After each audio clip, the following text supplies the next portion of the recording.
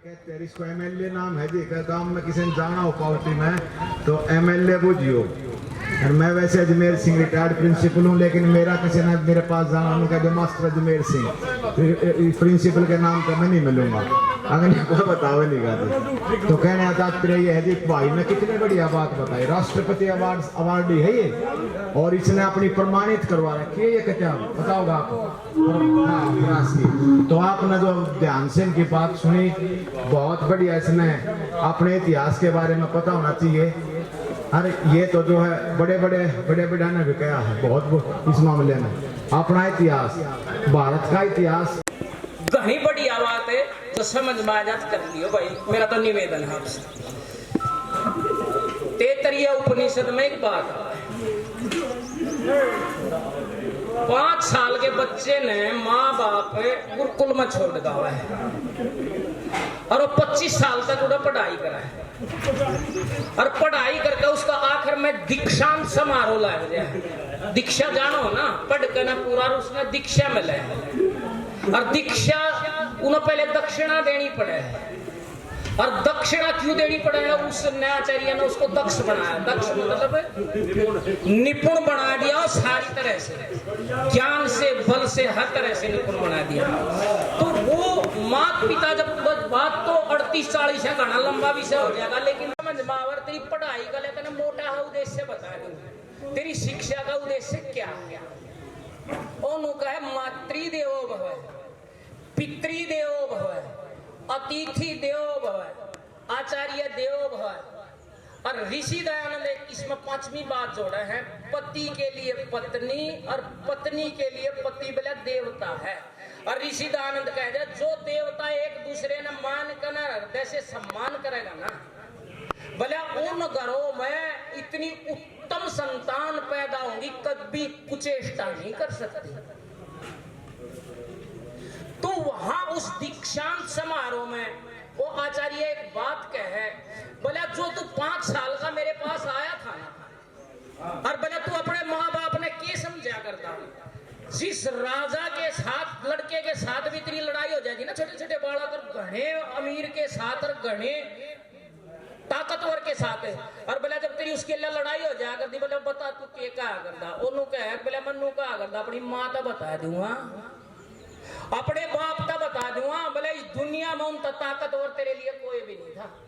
आज भी कितना उन्हें नहीं देखना कौन अमीर है कौन गरीब है, उसने तो तू देखना तेरी अपनी माँ का बता दूंगा, माँ कितनी ताकतवर है, पिता कितना ताकतवर है।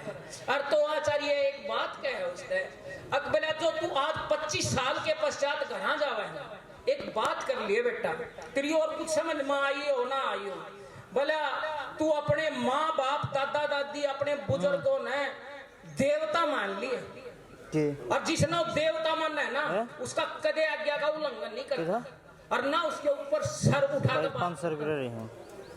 हाथ जोड़कर, और सर जिसने देवता मानो, आप मंदिर में मानो, किसी मानो, बताओ कर दे नहीं हो तो उसके नीचे गर्दन करके नहीं, भला उसने देवता मानी, भला तेरा जीवन, तेरा शिक्षा का उद्देश्य क्या है? हाँ। अगर जो तू सारी शिक्षा अपने बुजुर्गों को देवता नहीं मान पाया, उनकी सेवा नहीं कर पाया, उनकी आज्ञा पालन नहीं कर पाया, तो तेरी पढ़ाई फेल भाई, मैं अपना गिर दूंगा जी साहब। और जो तू अनपढ़ होकर भी यूं काम कर गया, तू पढ़ाई में पास, ठीक है मैं शाम तक पहुंचा दूंगा, इतनी सीधी ही बात है। लेकिन आज हमारे परिवार में आज छूट, ठीक है भाई सुनिए, जिंदगानी बस 10 दिन की कदर करे ना, जो नर इनकी वो फिरता मारा मारा रे, करो माता की सेवा, ये मिलते नहीं दोबारा रे, करो माता पिता की सेवा। माता पिता हो रूप हरि का, पार तरण का एक तरीका, नु उपनिषद वेद पुकारे रे, करो माता पिता की सेवा। जितने तीर्थ दुनिया भर में, सबके सब हूँ अपने घर में, बहे आनंद गंगा धारा रे, माता पिता की सेवा, ये मिलते नहीं दोबारा रे। करो माता पिता की सेवा, सुख न्यारा तू रहिए माता पिता का प्यारा।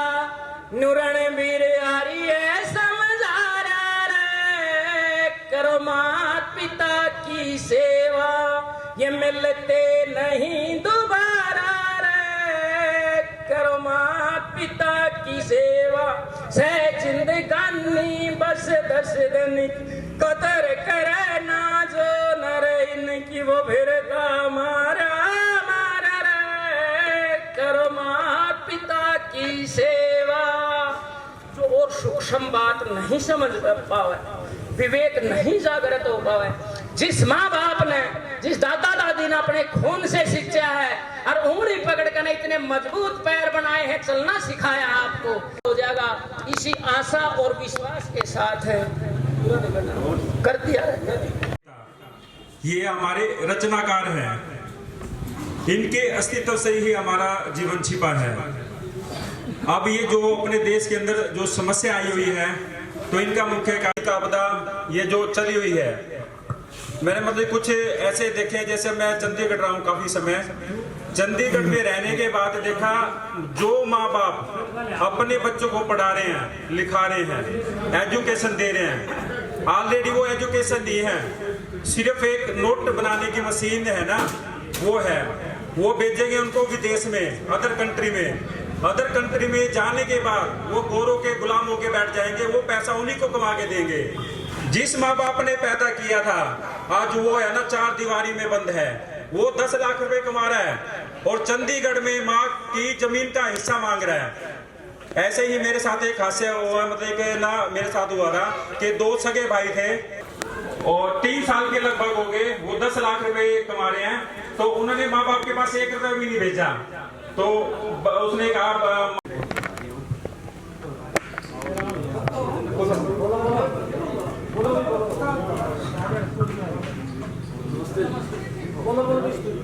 मेरे पास पैसे नहीं है, मैंने एक फ्लैट लिया है 1.5 करोड़ रुपए का, तो हो सके तो आप अपने मकान में से मेरे को हिस्सा दे दो। ये तो इसकी पढ़ाई की बात कि वो पढ़ाई करके गया है। और जो दूसरा दिव्यांग था ना, जिसको पैरों में दिक्कत थी, वो मेरे को बोला कि दसवनी जी मेरे को घर में खाने की दिक्कत है, तो या मेरे को रोजगार बताए। तो मेरे को लगा भाई ये भाई भूखा है तो मैं भी भूखा हूँ, मैंने अपने ऊपर अनुभव किया। तो पार्क के बाहर है ना, उस दिव्यांग को जिसको पैरों के अंदर दिक्कत थी, पक्षियों का दाना लेके बिठा दिया। मैं भाई तो ये दाना बेच, पक्षियों को दाना मिलेगा, तेरे को इनकम मिलेगी और डालने वाले को संतुष्टि मिलेगी। आज वो दिव्यांग 400 रुपए रोज कमा रहा है, घर की इनकम है ना, वो बंदा चला रहा है। जो दिव्यांग है, जो 10 लाख रुपए महीना कमा रहा है ना, वो मकान का हिस्सा मांग रहा है। तो हो सके बच्चों के अंदर भावना का बीज डाले, ना कि उसके अंदर नोट कमाने की मशीन बनाए, नहीं वो आपसे छूट जाएगा। ठीक है, हो सके देने की आदत का संस्कार डाले, इससे बड़ा कोई संस्कार नहीं है। हम लेना सीखते हैं, बच्चों को जन्मदिन कर दिया, भाई गिफ्ट लेने देने का आदत डाल दिया, ठीक है, वो हमारे फिर बुढ़ापे में हमें दिक्कत देता है, परेशानी खड़ी होती है। तो इससे बड़ा है देने की आदत का संस्कार डाले। भाई पैसे कौन सी चीज ऐसी है जो पैसे से नहीं खरीद जाती? एक पैसे में क्या क्या रे नादान खरीदेगा, आरे कह दुनिया की झूठी शान खरीदेगा। यारे कह दुनिया की झूठी शान खरीदेगा। 4 टरोड़े ला के सोचे, 4 टरोड़े ला के सोचे, इज्जत बनगी बाहर है। न्यू ते एक वैश्या का भी होता मेले चुबारा रे। न्यू ते एक वैश्या का भी होता मेले चुबारा रे। खानदान इज्जत कैसे और मान खरीदेगा, आरे कह दुनिया की झूठी शान खरीदेगा। 60 वर्ष के बुढ़े ने एक चांद सी कन्या मोल मिले, अरे चांद त घर में खिला लिया पर चांद का मन तय कौन खिले रे, चांद त घर में खिला लिया पर चांद का मन तय कौन खिले। औरत तय खरीदी कैसे दिल और जान खरीदेगा, आरे के दुनिया की झूठी शान खरीदेगा। रे पैसे ते मंदिर बनवा, पैसे ते मंदिर बनवा, बिडले ने इज्जत पा रखी, वह राम सिया की खरीद मूर्ति मंदिर बीच सजा रखी रे, राम सिया की खरीद मूर्ति रे मंदिर बीच सजा रखी। मूर्त तय खरीदी कैसे, मूर्त तय खरीदी कैसे भगवान खरीदेगा, रे आर के दुनिया की झूठी शान खरीदेगा। अरे भाई बहन और मात पिता ना मोल कदे संतान मिले, रूप उम्र और उसन जवानी संतोष सबरना ज्ञान मिले रे, रूप उम्र और उसन जवानी संतोष सबरना ज्ञान मिले। गुरु ओम प्रकाश कैसे कविता और गान खरीदे गारे, आर के बंदे दुनिया की झूठी शान खरीदेगा। धन्यवाद जी को प्रधान चुने जाने पर बधाई देता हूं और आशा करता हूं कि ये अपने जो संगठन है, अपनी खाप है, उसमें बड़ी ईमानदारी से अपना रोल निभाएंगे। और प्रधान जी ने जैसे आज इनवाइट किया तो मैं थोड़ा लेट हो गया, उसके लिए क्षमा है। तो शायद फंक्शन लगभग समाप्ति की ओर है, तो बस मेरा तो आपको यही संदेश है कि भाई हमारी जो संतान है उनको हम अच्छे संस्कार दें। बच्चे पढ़ाई के मकसद से हम सभी बच्चों को स्कूल में भेजते हैं और किताबें पढ़ना ही एक पढ़ाई नहीं है। पढ़ लिख करके और अपने बहुत से बच्चे हैं जो गलत संगति में पड़ जाते हैं, कोई नशे की लत में घुस गया, कोई नौकरी भी अच्छी मिली लेकिन बुरी संगति में पड़ने के कारण और ना तो नौकरी कर पाया और घर की स्थिति भी उसने जो मजदूर है उससे भी बदतर बना रखी है। तो सबसे अच्छी बात यही है कि हम अपनी संतान है उनके ये अच्छी तरह से देख रेख करें। हम अपनी खेती को, पशुओं को, उनको तो देख रेख कर लेते हैं लेकिन अपने बच्चों को नहीं देखते कि भाई ये किसके साथ तो स्कूल में गया, किस साधन में गया, कैसी संगति में बैठता उठता है। और जब वो फसल हमारी अपने हाथ से निकल जाती है फिर हम हमारे पास आते हैं, जी हमारा छोरा तो गलत संगत में पड़ गया, फलाने के साथ जा करके जी गलत उसमें अपराध में फंस गया। भी दोस्ती है, मित्रता है किसी बच्चे के साथ है, वो अचानक नहीं होती, उसका कुछ टाइम लगे, लंबा टाइम बैठते उठते हैं, घुल मिल जाते हैं और उसके बाद वो जैसा वो अगला उसका साथी आचरण करता है उसके वहाँ वो उलझ जाता है। तो इसलिए हमारा आप सभी से यही है कि हमारी जो जीवन की पूंजी है ना और जो हमारी सारी लाइफ की सेविंग है वो हमारे बच्चे हैं। तो अपने बच्चों को अच्छे संस्कार दें ताकि वो पढ़ लिख अच्छे संस्कार दें। एक अच्छे समझदार आदमी ने कही थी कि वो मनुष्य के जीवन में 3 सह जो ऐसे हैं वो उसको बहुत ज़्यादा प्रभावित करते हैं। तो किसी संत ने पूछ लिया कि भाई सह ऐसे कौन से हैं, नशे से दूर रखें। और वही जैसे कहा प्रधान जी ने भी रोड सेफ्टी के ऊपर थोड़ा जानकारी दें। तो ये कोई जानकारी देने का कोई इतना बड़ा विषय तो नहीं है कि भी हम उनको जानकारी कोई विशेष चीज़ जो मैं जानता हूँ उतनी आप सभी भी जानते हैं कि भी हम 2 पहिया वाहन पर घर से निकलते हैं तो बस सीधे निकल गए, लेकिन इतना अपना यूँ तो नहीं है कि भाई एक्सीडेंट हो जाए तो अपने आप को बचा लेंगे। तो उसके लिए तो सेफ्टी मेजर हैं, वो ही हमारे को बचाएंगे। गलती हम भी नहीं करते, बड़े सुरक्षित ढंग से चल भी रहे हैं, लेकिन अगले सामने वाला गलती कर देगा, हमारा क्या बचा उस पर। तो उससे तो बचाव यही है कि अगर हम अपना पूरा हेलमेट पहन करके अपने एक लिमिट में स्पीड में चलें, गाड़ी में बैठे हैं तो अपना सीट बेल्ट का प्रयोग ज़रूर करें। आजकल छोटी गाड़ी का तो ज़माना रहा नहीं, बड़ी बड़ी गाड़ियाँ की बहुत तेज़ गति से दौड़ती हैं और कंपनियों में उनके सेफ्टी के बड़े अच्छे इक्विपमेंट भी ला रखे हैं। तो हम अगर सीट बेल्ट नहीं लगाएंगे और आगे से गाड़ी टकराएगी तो आप ये उम्मीद ना करें कि हमारी महंगी गाड़ी है वो हमारे को बचा लेगी, वो नहीं बचाएगी। सीट बेल्ट लगा हुआ है प्रॉपर और उसमें एयर बैग तभी खुलेंगे जब आपने सीट बेल्ट लगा रखा है, और एयर बैग खुलने के बाद आपको कम से कम वो 50-60% आपको बचा लेते हैं। और दूसरी बात यह है कि जब ड्राइविंग करते हैं तो आज का आदमी बड़ी समस्याओं से घिरा हुआ है। वो चल तो सड़क पर रहा है लेकिन उसका दिमाग बेचारे का पता नहीं किन किन समस्याओं में उलझा रहता है।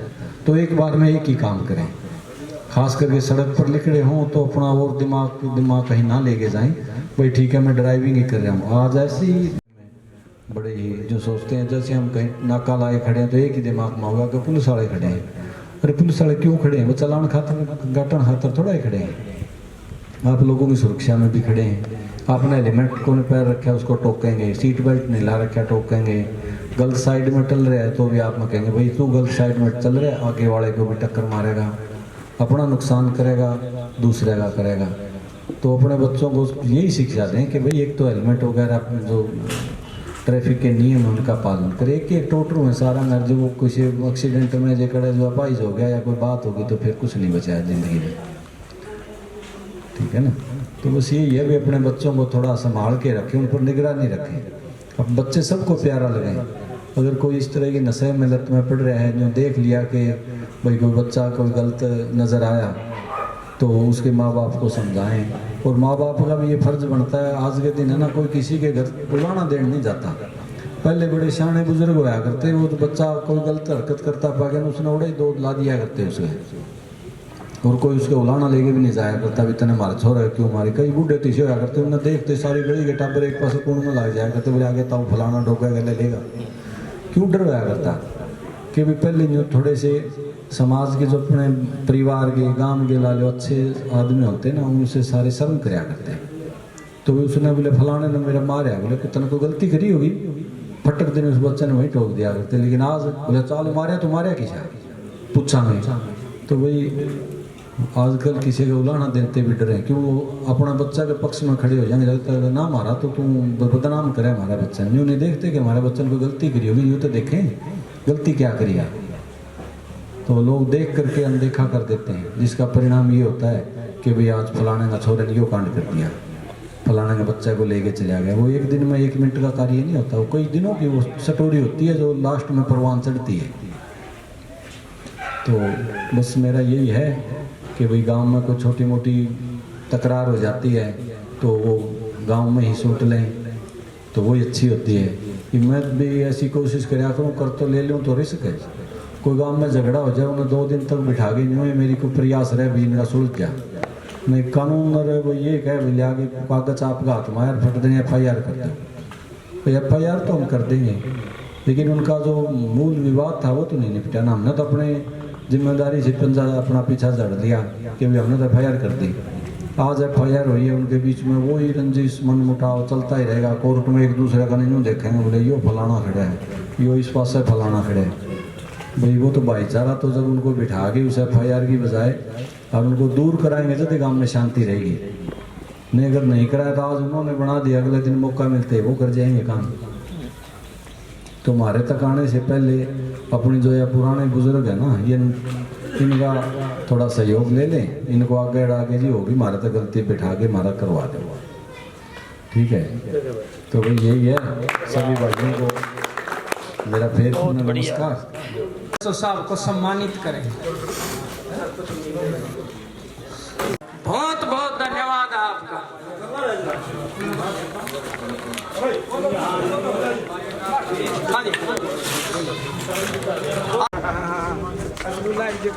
हमारे किसान नेता हमारे मध्य हैं, इनका स्वागत करते हैं, सम्मान करते हैं यहाँ पहुँचने पे। आओ आप तमाम साथी गांव छाबड़ा से पुराना मेरा आना जाना रहा। सिसर गांव में छाबड़ा में कोई फर्क नहीं मानता, आप लोग मेरे संघर्ष के साथी रहे हो। और मैं तो ये कहूँगा कि आसपास के छाबड़ा है, कटकड़ है, बरसोड़ा है, डोला है, तुआ है, छत्र है, यहाँ ट्रेनिंग सेंटर है मेरा। तो बड़ी खुशी हुई आपके गांव में भी आके ने। मेरे साथ में भाई सिसर गांव के सरपंच है राम निवास, भाई प्रदीप पुनिया मदन रेड्डी गांव के सरपंच हैं, भाई सुखबीर मलिक भाई रोशन खेड़ा से हैं, भाई विनोद, तमाम साथियों का उनका भी धन्यवाद और स्वागत करता हूं। और आपके गांव के लिए आज बड़ी खुशी और सौभाग्य की बात है, भाई लीला छाबड़ा आप छाबड़ा मेरे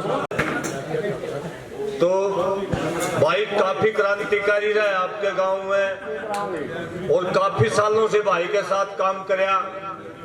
2014 में जब किसान आंदोलन को कोई नहीं जाना करता, उस टाइम पर आपके गांव ने बहुत सहयोग हमारा कराया था। भाई लीला उस आंदोलन में अगुआ थे, लाठी चार्ज भी भाई के साथ होया, शर भी फुटिया भाई का, जेल में भी गए। भाई का भी मैं बहुत बहुत धन्यवाद और स्वागत करता हूं। और भारतीय किसान संघ समिति का प्रदेश का सचिव होने के नाते, आपकी खटखड़ खाप का उपप्रधान होने के नाते, मैं तो जितना भाई को जानता हूं, मैं तो एक बात से आश्वस्त करता हूं, किसी भी प्रकार की धोखाधड़ी भाई आपके साथ नहीं होगी। आपके गांव का नाम ऊंचा करेगा, नीचा नहीं करेगा। और दिया है, इसीलिए इस प्रकार के भंडारे भाईचारा बनाया मिले आज दोबारा से। आपकी वजह से आपका बहुत बहुत धन्यवाद। जय जवान जय किसान। आपके ग्रांट प्रदान के चक्कर में फिरे हैं कई भाई, इस बात से भी खुश भी हो गया है कि जो है उसके जो साथी, उसके जो वोट गिरनी है, अब ठीक खाने है सरपंच धक्के खांदे, लेकिन असली लड़ाई है या गांव ने बचाने की लड़ाई है। ये तो 5 साल के हैं, 5 साल के बाद दूसरा आ जाएगा। अगर ठेकेदारा का हाथ में या ग्राम पंचायत चली गई, ग्राम सभा चली गई, तो गांव की ताकत खत्म हो जाएगी। सारे का सारा दाव सरकार इसी बात के ऊपर खेल रही है कि गांव की ताकत नहीं बचनी चाहिए। कल भी दोबारा से गिरफ्तार कर लिए। 9 मार्च का इनकी बातचीत होनी है सरकार के साथ में। हो सकता है कि सरकार बात ना माने तो 11 मार्च में दोबारा से करनाल की इन्होंने कॉल दे रखी है। आप सब ग्रामवासियों से निवेदन है कि करनाल के अंदर क्या, हम पहली बार ये प्रयास कर रहे हैं भगत सिंह की समाधि स्थल के ऊपर जो है आज भी LPG गैस जल रही है। हम उस दिन प्रयास कर रहे हैं कि गांव-गांव से एक चम्मच गांव घर से देसी घी की इकट्ठा करके गुहाना के अंदर जाए और गुहाना से यात्रा जागी उड़ा समाधि स्थल उसने वाला से। अगर पंजाब सरकार उसका प्रबंध कर दे तो ठीक है, नहीं प्रबंध कर दे तो हम ये प्रबंध करेंगे, इकट्ठा करके पहुंचाएंगे ताकि हमारे शहीदों को सम्मान मिले। तमाम जो दोबारा से मैं भाई लीला का धन्यवाद करता हूं, स्वागत करता हूं। और इसकी खासियत है थोड़ा है इसमें यो का है, थोड़ी बढ़ाई करी जाओ तो इसकी नाड़ कटा दो। मतलब इसमें भाई ने पैसे की बात हो, लाठी की बात हो, की बात हो, देखो प्रशंसा एक आदमी मान रहे तरफ से सबको राम राम भाई। और ये लीला भाई है, इनका पता लगा था, हम चंडीगढ़ से आ रहे थे, विकास भाई ने बताया था इस साइड से मिल के जाएंगे। तो हम तो इनका बहुत बहुत धन्यवाद करते हैं जो हमारे को इतना अवसर दिया कि इस साइड से निकलो, मिल के चलो। और सब किसान भाई और सरपंच भाई सब एक साथ दिखा दो कि हम साथ साथ हैं। औषधाय शांति वनस्पतये शांति विश्वेरेव शांति ब्रह्म शांति सर्वम शांति शांति रे।